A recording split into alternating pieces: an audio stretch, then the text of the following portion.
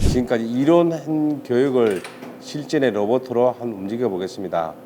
제가 프로그램 선택해서 프로그램 번호를 10번이라는 걸 선택해서 가보도록 하겠습니다.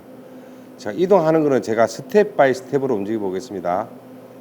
자, 이게 2번 스텝, 3번에서 저 물건을 잡아서 올라갑니다. 그래서 로봇을 이동하는 거죠. 이동해서 물건을 오는 거죠. 자, 이런 작업을 할 건데 기본적으로 프로그램이 작업되어 있으면 수정하는 부분을 보여드리겠습니다. 자, 여기서 물건을 잡아서 올라갔다 이거죠. 그럼 제가 이동을 이래 할 경우에 이 위치를 다르게 바꿀 수도 있겠죠. 근데 그 전 스텝에서 제가 일단 스텝을 추가해 보겠습니다. 이렇게 오는 공간에 다른 스텝을 한번 추가시켜 보겠습니다. 저는 위치를 이렇게 한번 바꿔 보겠습니다.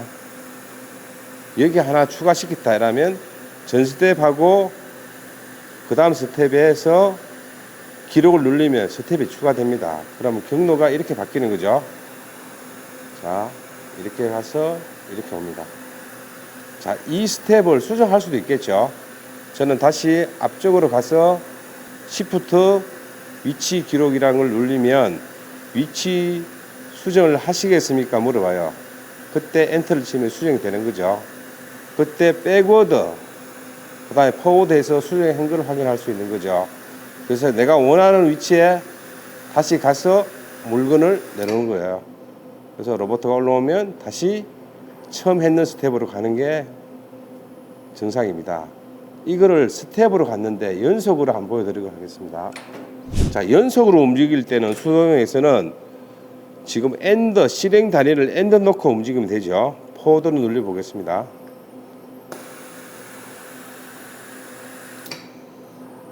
자, 이렇게 프로그램을 실행할 수 있고요. 이걸 만약에 자동으로 한다면 자동으로 실제 로봇의 단독 자동으로 한번 움직여 보겠습니다.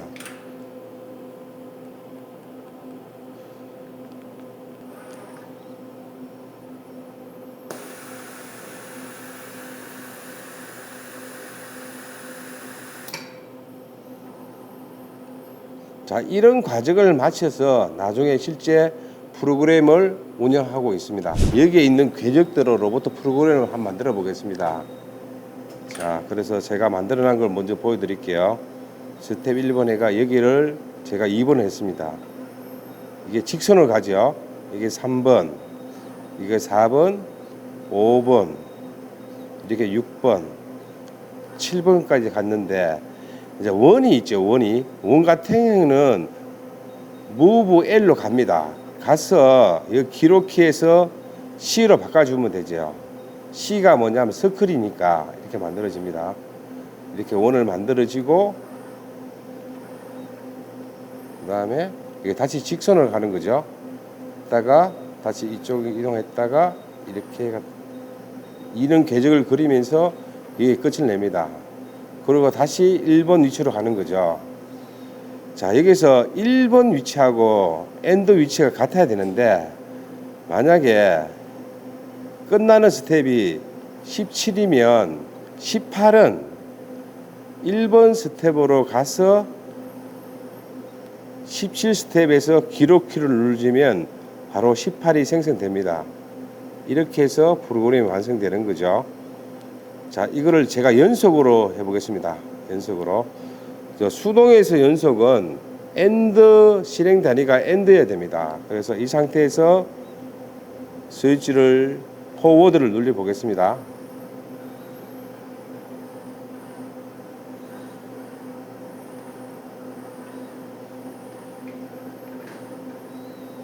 자, 이렇게 수동으로 확인하고 나면 자동으로 다시 확인하는 거죠. 실제로 다시 자동으로 움직여 보겠습니다.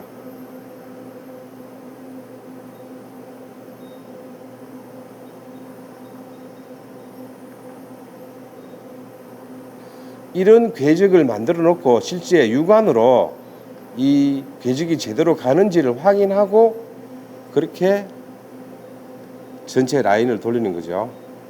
그래서 지금 여기에 그림을 계획을 따라서 티칭 프로그램을 한번 해봤습니다. 지금은 로봇 프로그램을 물건을 산 파트를 빼내는 부분하고 빼낸 물건을 샀는 걸 해보겠습니다. 보통 콤베 라인에 물건이 흘러나오면 그걸 잡아서 샀는 거죠.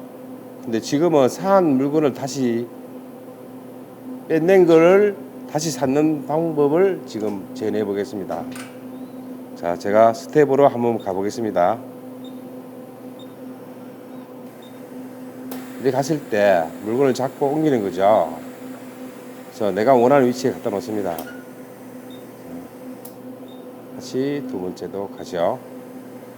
자, 이거는 일정한 높이로 가성했을 때 가능한 겁니다. 높이가 다르면 이렇게 할 수는 없는 거죠. 자, 그래서 제가 연속으로 한번 가볼게요.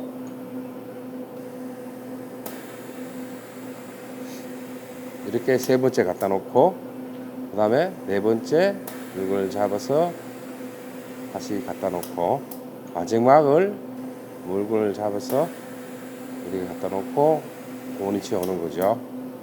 자, 이거를 제가 자동으로 재현해 보겠습니다. 자, 이 프로그램을 산 물건을 빼내서 다시 찾는 걸 재현해 보겠습니다.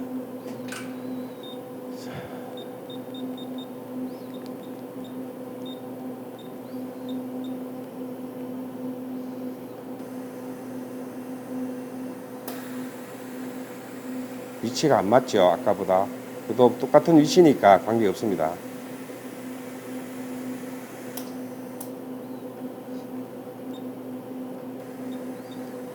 첫 번째 갖다 놓고 보통 이렇게 이렇게 갖다 놓을 때 카운터를 쓰는 거죠. 카운터를 쓰는데 카운터 변수를 써서 이렇게 한 장 한 장 갖다 놓은 걸 지금 재현해 보이고 있습니다. 보통 저희들이 이런 프로그램을 팔레타이징 프로그램을 하죠. 이제 현업에 많이 사용하고 있는 그런 동작 구현을 해보고 있는 것입니다.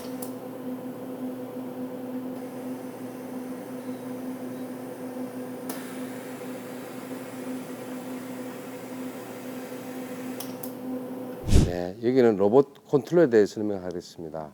로봇 컨트롤러 사양이 하이파브 A의 S00입니다. S00이라는 것은 중형이라는 뜻입니다, 사실. 그래서 내부에 있는 부품을 설명하도록 하겠습니다. 로봇 제기를 보면 제일 크게 이렇게 CPU라는 놈이 있어요. CPU가 있고 우리 로봇가 서버 제어하는데 서버 보드가 따로 있습니다. 그리고 서버 보드에서 여기에 지령할 수 있는 게 서버 앰프라는 게 있습니다. 실제 여기서 로봇 본체 모터에 전류를 공급하는 역할을 하는 거죠. 그래서 메인, DSP, 서버 앰프 이렇게 구성되어 있습니다. 그리고 또 한 가지 외부에서 안전 플러그라든가 비상용지 이런 시퀀스 계통에 있는 보드가 따로 있습니다. 이걸 저희들이 시스템 보드라 합니다. 그리고 우측에 이게 보이는 이 보드가 전원 분배 장치인데 그걸 저희들은 PSM30이라 합니다. 여기서 전원이 분배되는 거죠. 분배된다는 얘기는 여기에 AC 전원이 여기에서 앰프로 가고 DC 전원이 어디 가는 거죠. 그래서 이게 전장 모듈이라는 거고, 그 다음에 여기 CPU 우측에 붙어 있는 게 뭐냐 하면 저희들이 복합 전원 유니트라 그래가 AC를 DC를 바꿔주는데 전압이 한 개가 아니고 이 DC 24V 플러스 마이너스 15V DC 5V를 생성해주는 이 장치가 있는데 이걸 저희들은 복합 전원 유닛 장치 아니면 SMPS라 합니다. 사양으로는 HDI 191이라 하죠. 그래서 여기에 나오는 전압이 각 제어기의 보드에 전원을 공급하는 장치입니다. 네, 지금부터 로봇 본체 구조에 대해서 설명하도록 하겠습니다. 저희들이 로봇을 제가 축으로 한번 움직여 볼게요. 자, 이게 S축입니다. 자, S축에 로봇가 모터가 있다는 거죠. 자, 그 다음에 이게 세워져 있는 게 H축인데 이거를 우리는 호리젠탈이라고 합니다. H축. 자, 이게 H축입니다. 그 다음에 이게 V축이라는데 이걸 버티컬 하는 거죠. 이게 3축입니다. 버티컬. 그 다음에 손목에 세 축이 있는데 제가 움직이고 있습니다. R2 축을 움직여 보면 이게 R2 축이랍니다.